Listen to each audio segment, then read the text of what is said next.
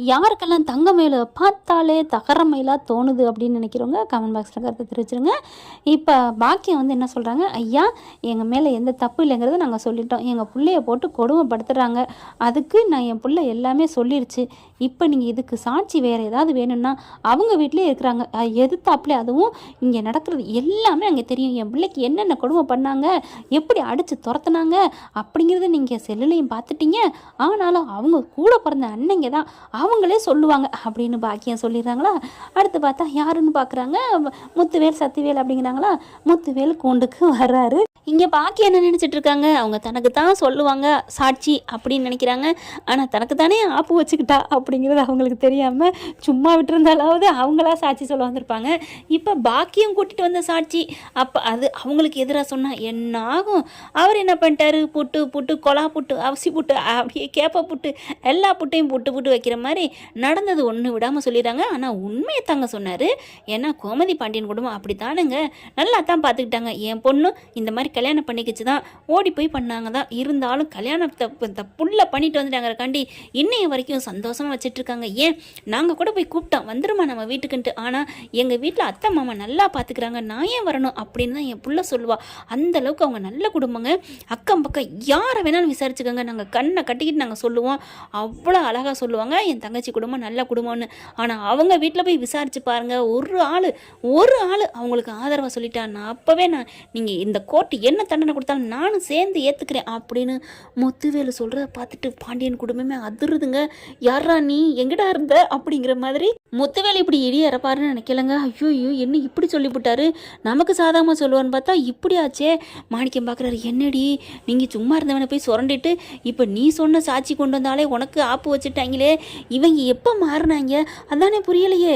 என்னம்மா நீ கூட்டிகிட்டு வந்த சாட்சியை உனக்கு ஆதாரமாக சொல்லாமல் சேதாரமாக சொல்லுது அப்படிங்கிற மாதிரி பேசுகிறாங்க வக்கீலும் நீதிபதியும். அதனால் ஒன்றும் பண்ண முடியலை. இல்லைங்கய்யா இவங்க எங்கள் சாட்சியை கலைச்சிருக்காங்க. ஆமாம், நேற்று நைட்டு ஃபுல்லாக இருந்தாங்க இதில் ஜெயிலில், அப்போ எப்போ போய் இவங்க கலைச்சிருக்க முடியும் அப்படின்னு பாக்கிய தரப்பு, அதாவது பாண்டியன் தரப்பு வக்கீல் சொல்கிறாங்க. இல்லைங்க இல்லை இவங்க தான். ஏங்க என்ன ஏங்க சார், ஏன் சார் இப்படிலாம் பொய் சொல்கிறீங்க அப்படின்னு முத்துவேலை பார்த்து பாக்கியங்க, கம்மா வாயை மூடு, யார் போய் சொன்னா, நீ தான் இப்படிலாம் வந்து சொல்லுங்க, நீங்கள் சண்டைக்காரவங்க தானே, ஆகாதவங்க தானே, இந்த மாதிரி என் பிள்ளைக்காக போய் சொல்லுங்க, நீ தான் வந்து சொன்ன. ஏன் இப்போ கூட கோர்ட்டு வாசலில் கூட நல்லா கேமரா இருந்தால் பாருங்கள் சார், எல்லாத்தையும் இந்த மாதிரி தான் சொன்னிச்சு, நாங்கள் எங்கே போய் சொல்லணும்? என் தங்கச்சி குடும்பம் எனக்கு ஆகாதாங்க, பிடிக்காதாங்க. ஆனாலும் பிடிக்காதவங்களா இருந்தாலும் அவங்க என்ன கேரக்டருங்கிறத சொல்கிறதுக்கு நான் ஒன்றும் தயங்கணும்னு அவசியம் இல்லைங்க. அவங்க உண்மையிலே நல்லவங்க தான். எனக்கு என்ன பிடிக்கல அப்படின்னு நீங்கள் கூட கேட்கலாம், இவ்வளவு நல்லவங்களை ஏன் பிடிக்கலன்னு சொல்கிறீங்கன்ட்டு. என் தங்கச்சியை கூட்டிகிட்டு போயிட்டான், அதனால பிடிக்காமல் இருந்துச்சு, அவ்வளோதான். மற்றபடி அவன் நல்லவன், அந்த குடும்பம் நல்லது, அவ்வளோதாங்க நான் சொல்லுவேன் அப்படிங்கிறாரு. அதுக்கப்புறம் மருமகளான மீனா ராஜி கேட்குறாங்க, ஏன் மாமியாலும் மாமனாரும் இன்னொரு அப்பா அம்மா அப்படின்னு சொல்லிடுறாங்க. அப்பா அம்மா மாதிரின்னு கூட நாங்கள் சொல்ல மாட்டோம், அப்பா அம்மா அவங்கள விட பெருசு அப்படின்னு தான் சொல்லுவோன்னு ரெண்டு மருமகளும் சொன்னோன்னே ஒன்றும் பண்ண முடியலை.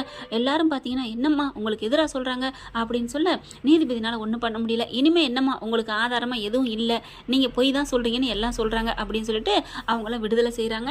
வெளியில் வந்ததுக்கப்புறம் அவ்வளோ சந்தோஷம் தாங்க முடியலை, அப்படி ஒரு சந்தோஷம். வெளியில் வந்துட்டு சரவணை ஓடி போய் முத்துவேலு கையை பிடிச்சிக்கிட்டு அப்படியே மாமா ரொம்ப தேங்க்ஸ் மாமா அப்படிங்கிறாங்க. அடுத்து கதிரை பார்த்தீங்கன்னா அவ்வளோ அழகாக கட்டிக்கிறாங்க. ராஜி வந்து அப்பா அப்படிங்கிறாங்க, மாமா நீங்கள் எங்களுக்காக இப்படி இறங்கி செய்வீங்கன்னு நான் நினைக்கவே இல்லை அப்படிங்கல.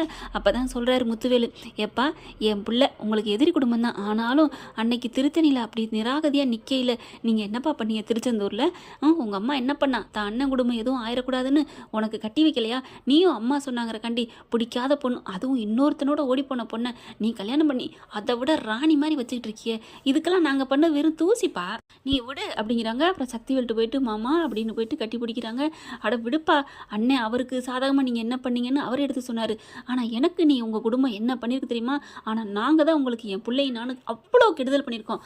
ஆனால் உன் பிள்ளை உன் தங்கச்சி அரசி மட்டும் அன்றைக்கி கோர்ட்டில் ஏதாவது சொல்லாமல் விட்டுருந்தானா நான் அவ்வளோதான், என் பிள்ளை நேரம் ஜெயிலுக்கு போயிருப்பான், அவள் தானே மன்னிச்சு விட்டா அப்படிங்கல. இது எங்களுக்கு எங்கள் ரெண்டு பேர் குடும்பத்துக்குமே நீங்கள் நல்லதாப்பா பண்ணியிருக்கீங்க அப்படிங்கிறாங்க. பொய் கேஸ் போட்டதுனால அவங்களுக்கு பலமான அபராதம் போடுறாங்க. குடுக்கலைன்னா ஜெயிலு தான் அப்படின்றாங்க. காசு எங்ககிட்ட இல்ல அப்படிங்கிறனால அவங்கள 3 பேரையும் புடிச்சு ஜெயில்ல போடுறாங்க. தங்கம் எழுந்துட்டு மாமா மாமான்னு அப்படியே போகுது. வாம்மா அப்படின்னு கூப்பிடுறாங்க போலீஸ்காரம்மா. அப்படியே சரவணன் பார்க்குறாரு. நில்லுடி அப்படின்ட்டு கிட்டக்க போறாங்க. மாமா வந்துட்டீங்களா? என்னை ஏத்துக்குவீங்களா? என்னது ஏத்துக்குவீங்களா? உன்னை எப்படி ஏத்துக்க முடியும்? இல்லை நான் கேட்குறேன் எதுக்கு ஏத்துக்கணும் முதல்ல? எனக்கு ஏதாவது ஒண்ணு ஓரளவு எனக்கு சாதகமா நடந்திருக்கியா? இல்ல மாமா அது வந்து மாமா அம்மா தான் அப்படி சொல்ல சொன்னுச்சு. ஓ அப்படியா? அப்போ உங்க அம்மாவே போய் கட்டிக்க. அவங்களோட போய் வாழு. அப்புறம் ஏன்ட்ட வர்ற? இல்லைம்மாம்மா எனக்கு நீங்கள் தான் வேணுமாம்மா. அதுக்காக தான் அப்படி சொன்னேன். ஏண்டி ஒருத்தவங்க வேணும்னா அவங்களுக்கு தகுந்த மாதிரி நடந்துக்கணும்டி. ஆனால் அதுக்கு எகைன்ஸா நீ பேசிவிட்டு எப்படி நான் உன்னை ஏற்றுப்பேன்? என் அம்மா ஒரு நாள் ராத்திரி முழுக்க ஜெயிலில் வச்சுருக்க. ஏன் என் குடும்பத்தையே என் அப்பான்னா எனக்கு எவ்வளோ உயிர்னு உனக்கு நல்லா தெரியும். அவங்கள ஜெயிலில் தள்ளிட்டியே. அதுக்கப்புறம் எனக்கு ஒரு வாழ்க்கை வேணும். இல்லை நீங்கள் என்னதான் தண்டனை கொடுத்தா நான் அனுபவிக்க ரெடிடி. ஆனால் ஒன்றை மட்டும் வாழவே மாட்டேன். அப்புறம் என்ன சொன்னிச்சு உங்கள் அம்மா?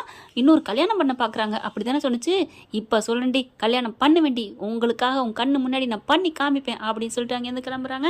வீட்டுக்கு வந்ததுக்கப்புறம் கொஞ்சம் நீங்கள் நம்ம வீட்டுக்கு வாங்க, கொஞ்சம் இடத்த மாற்றி வச்சுட்டு அப்புறமா வீட்டுக்குள்ளே போகலாம் அப்படின்னு அப்பத்தாலேருந்து சொல்கிறாங்களா.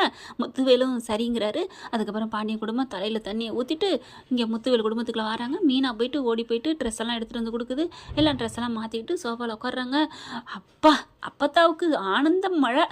பார்த்தா ரொம்ப சந்தோஷப்பட்டு எல்லாரும் பேசிக்கிறாங்க. நான் தான் அப்படின்னு சொல்லிட்டு தலையில் அடிச்சுக்கிறாரு சக்திவேலு. ஏப்பா விடியா அப்படின்னு. மாமா என்னாச்சுன்னு எல்லாரும் போய் பிடிக்கிறாங்க. அண்ணே விடுண்ணே அப்படின்னு பழனி சொல்ல சோனியா மட்டும் இதுங்க எல்லா குடும்பமும் பிரிஞ்சிருந்தாலே நமக்கு தாங்காது, பார்க்க பிடிக்காது, சகிக்காது. இப்போ ஒன்றும் சேர்ந்துருச்சுங்களே. சே அப்போ நம்ம கடையை பிரிச்சிருவாங்களா? அவனுக்கு போட்டியாக தானே இவங்க வச்சு கொடுத்தாங்க. சே அப்படிலாம் செய்ய மாட்டார் அப்படின்னு நினச்சிக்கிறாங்க. அடுத்து பழனி அப்படின்னு கட்டி பிடிக்கிறாரு பாண்டியன். என்ன மன்னிச்சிருடா, அவன் காசை திருடி உன் மேலே பழிய போட்டிருக்கான். அந்த கோவத்தில் தான் நான் அப்படிலாம் பேசிவிட்டேன் போல இருக்கு. இல்லை மச்சான், நாங்கள் உனக்கு எதிராக கடை போட்டது தப்பு தானே. விடுறா, நீனு எனக்கு ஒரு பிள்ளை தானே, வச்சா என்னன்னு நான் பெருமையாக இருந்திருக்கணும்டா. ஏன்ட்ட அந்த பெருந்தன்மை இல்லாமல் போச்சே அப்படிங்கிறாங்க. சக்தி விழுந்துட்டு நாங்களும் தான், என் தம்பி மேலே எந்த தப்பும் இல்லை, வேணுக்குன்னே கடையை மறைச்சி வச்சு உன்னை பழி வாங்கினு தான் பண்ணேன். ஆனால் என்னமோ தெரில, இன்னொருத்தவங்க பழி வாங்குறதுக்கு எங்களால் தாங்க முடியலை அப்படிங்கிறாங்க. ரொம்ப சந்தோஷப்படுறாங்க.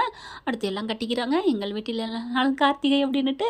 அடுத்து அப்போ தான் என்ன பண்ணுது, இதில் அந்த பாக்கியத்துக்கு தான் நன்றி சொல்லணும் அப்படிங்கிறாங்க. என்ன பார்த்தா என்ன நினச்சிட்டு இருக்க? என் தங்கச்சி போய் ஒரு நாள் முழுக்க ஜெயிலில் வந்திருக்கா, என்ன சொல்கிற? டேய் அப்படிலாம் இல்லைடா, நான் சொல்கிறத முழுசாக கேளுங்கப்பா. அவள் அந்த மாதிரி ஒரு வேலை பண்ணதுனால தானே இன்றைக்கி இந்த குடும்பம் எல்லாம் ஒன்று சேர்ந்துருக்கு. அட ஆமாம்ல அப்படிங்கிறாங்க. ரொம்ப சந்தோஷப்பட்டுக்கிறாங்க. அடுத்து எல்லாம் சாப்பிடுவாங்க. சாப்பாடு ஆர்டர் பண்ணுறாங்க. பிரியாணி ஃபுல் கட்டு எல்லாத்துக்கும் சும்மா செம்ம விருது. ஐயோ பார்க்க ஆசையாக இருக்கே.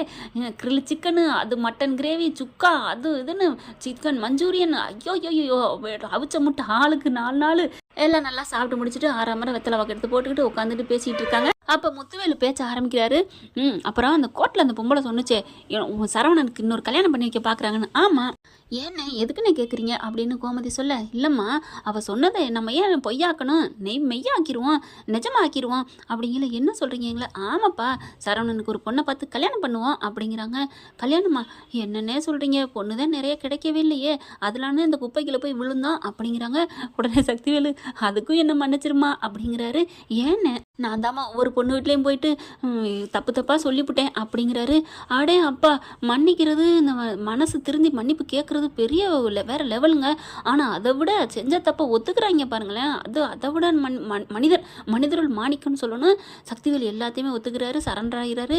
அண்ணே விடுனே, அது முன்னாடி நடந்து போச்சு, நாங்களும் தான். அப்புறம் பாண்டியன் பார்க்குறாரு, என்னை மன்னிச்சிருங்க அப்படின்னு சக்திவேல் காலில் படார்னு விழுகிறாரு. மச்சான் என்ன அப்படின்னு தூக்குறாங்க. இல்லை நான் காலில் விழுந்து மன்னிப்பு கேட்கணும், மன்னிப்பு கொடுங்க. ஏன் காலில் விழுகிற? அப்போது அவர் அப்படியே புல்ல அரிக்குது சக்திவேலுக்கு. ஒரு பாண்டியே எங்கிட்டலாம் திரும்பி ஹலோ அப்படின்னு கூட பேசுவானான்னு நான் நினச்சிட்டு இருந்தேன். ஏன் காலில் விழுந்து மன்னிப்பு கேட்குறீங்க? எதுக்குப்பா? இல்லை உங்கள் நெஞ்சில் நான் மிதிச்சிட்டேன், கொஞ்சம் கூட இது இல்லாமல். ஆனால் நீங்கள் எவ்வளோ பெரிய நல்ல காரியம் பண்ணியிருக்கீங்க, என்னை மன்னிச்சிட்டேன்னு சொல்லுங்கள் அப்படின்னு சொல்ல, ஐயோ நான் அதெல்லாம் நினைக்கல, பழசப்புறம் மறந்ததுனால தானே இப்போ வந்தோம், எந்திரி அப்படின்னு சொல்லிட்டு கையும் காலையும் பிடிச்சி தூக்குறாங்க. அடுத்த முத்தையில் என்ன பண்ணுறாரு, சரி இப்போ இதை பேசிக்கிட்டு இருக்க வேணாம், எனக்கு சொந்தத்திலே ஒரு பொண்ணு இருக்குது, நல்ல பொண்ணு தான், கல்யாணம் முடிப்போமா சரவணனுக்கு அப்படிங்கிறாரு. கோமதியும் பாண்டியன் என்ன பண்ணுறாங்க, இல்லை இப்போவே ஒரு மாதிரியா மனசு சரியில்லாமல் இருக்குது, இப்போ எப்படி கல்யாணம் அப்படிங்கல. டைவர்ஸ் முடிஞ்சோடனே பண்ணிடுவோம் அப்படிங்கிறாரு. அப்போ இல்லை நான் சரவணனுங்க அப்பா அம்மா நீங்கள் ஏப்பா பயப்படுறீங்க?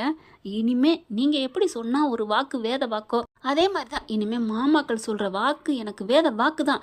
மாமா நீங்கள் என்ன சொன்னாலும் சரி நான் அதை கேட்பேன் மாமா. ஒரு கருப்பு கலரை காட்டி இது வெள்ளை கலர்னு சொன்னீங்கன்னா ஆமாம் அது வெள்ளை கலரு அப்படின்னு தான் நான் சொல்லுவேன். இதை விட உங்களுக்கு என்ன மாமா வேணும்? நீங்கள் ஒரு கோடு கிளிங்க தாண்டக்கூடாது, நான் தாண்டலை.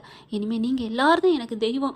எங்கள் அம்மாவை எப்போ ஒரே நாளில் வெளியில் எடுத்துகிட்டு வரதுக்கு உதவி பண்ணீங்களோ அப்போ நீங்கள் சாமி மாமா சாமி. நீங்கள் எந்த பொண்ணை காமிச்சு கல்யாணம் பண்ணுன்னு சொன்னால் நான் பண்ணுறேன் மாமா அப்படின்னு சொன்னோன்னா அப்படி கட்டிக்கிறாங்க, சந்தோஷப்படுறாங்க. சீக்கிரமே பார்ப்போம், பொண்ணை பார்த்து கல்யாணத்தை முடிச்சிருவோம் அப்படிங்கிறாங்க.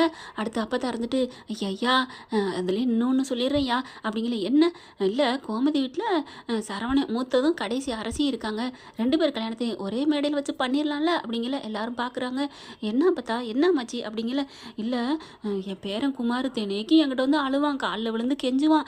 அரசி எனக்கு ஒரு வாழ்க்கை கொடுத்துட்டா அவளை நான் கடைசி காலம் வரைக்கும் கண்ணு கலங்காமல் பார்த்துக்கணும், நீ தான் அப்போ தான் உதவி பண்ணணும்னு என்கிட்ட கெஞ்சிக்கிட்டே இருக்கான். என் பேரன் பசங்கக்கிட்ட வேணா முரட நான் இப்போ இருந்திருக்கலாம், அப்போவும் இருந்திருக்கலாம். எனக்கு இப்போ அரசி மேலே உசுராக இருக்கான். அரசி பாவம் அரசி பாவம்னு தூக்கத்தில் கூட உளறான். அதனால் முத்துவேல் கேட்குறாரு, என்னம்மா சொல்ல வர்றீங்க? 2 பேருக்கும் கல்யாணத்தை பேசி முடிச்சு 4 பேருக்கு ஒரே வாக்கில் பண்ணிடலாம்ல அப்படின்னு கேட்க பாண்டியன் குடும்பம் அப்படியே ஒரு மாதிரியாக பார்க்குது. அப்படியே முத்துவேல் பார்க்குறாரு சத்தியவேலு உடனே வேகமாக அத்தா என்னத்தா நீ பேசுகிற? அப்போ இவங்களுக்கு நான் ஒன்று செஞ்சுருக்கேன், பதிலுக்கு நீங்கள் செய்யுங்க அப்படிங்கிற மாதிரி ஆகி போயிடும். எதையுமே பிரதிபலன் எதிர்பார்த்து செய்கிறது இல்லை ஆத்தா உதவி. நீ கோமதி நீ அதெல்லாம் எதுவும் நினைக்காத, நாங்கள் பொண்ணெலாம் கேட்கல, அது அம்மா ஏதோ லூஸ் மாதிரி பேசும் அப்படிங்கல. இல்லையா நான் நிஜமா தாயா சொல்கிறேன் அப்படிங்கிறாங்க. அப்படி பாண்டியன் பார்க்குறாங்க. இல்லை நீங்கள் எங்களுக்கு பண்ண உதவிக்கு நாங்கள் எதுவுமே மறக்க முடியாது தான், நாங்கள் ஆழத்துக்கு உங்களுக்கு காலடியில் கிடக்கணும் ஆனால் அப்படிங்கல. ஐயோ முத்துவேல் சொல்கிறாரு, நாங்கள் கேட்கல, அம்மா ஏதோ சொல்லுது விடுங்க அப்படிங்கல. மீனா என்ன பண்ணுறாங்க, நான் ஒரு முடிவு சொல்லட்டுமா அப்படிங்கிறாங்க. என்ன? நான் சொல்கிறேன் கேட்டுக்குங்க. எங்கள் வீட்டுக்கு போகிறோம், அரசிக்கிட்ட பேசுகிறோம், அவளுக்கு சம்மதம் அப்படின்னு தெரிஞ்சிச்சுன்னா அவள் படிப்பு முடிகிற வரைக்கும் பொறுங்க, கண்டிப்பாக படிப்பு முடிஞ்சோன்னா கல்யாணத்தை பண்ணிடலாம் அப்படிங்கல. அரசி என்ன பண்ணுது, அண்ணி அப்படிங்கிறாங்க. என்னம்மா நான் என்ன இனிமேல் தனியாக சம்மதம், மாமாக்கு சொல்கிறதான் என் அண்ணன் சொல்கிறதான். மாமா என்ன சொன்னாலும் அது வேத வாக்குன்னு அண்ணன் மட்டும் சொல்லலை, நாங்களும் தான். கதிரண்ணா செந்திலண்ணா சொல்லுங்கள் நீங்கள் அப்படிங்கல. ஆமாம்மா சரவணன் என்ன சொன்னது தான், இனிமேல் மாமாக்கு என்ன சொல்கிறாங்களோ அதுதான் நம்ம வாக்கு அப்படிங்கிறாங்க. அப்படிங்கல மாமா என்ன சொல்கிறாரோ அதுதான் இனிமேல் என்ன ஆசை அப்படின்றாங்க அரசி. குமாருக்கு சந்தோஷம் தாங்கலை. அப்போ படிப்பு முடிஞ்சோன்னே 2 ஜோடிக்கும் சூப்பராக பண்ணிடலாமா?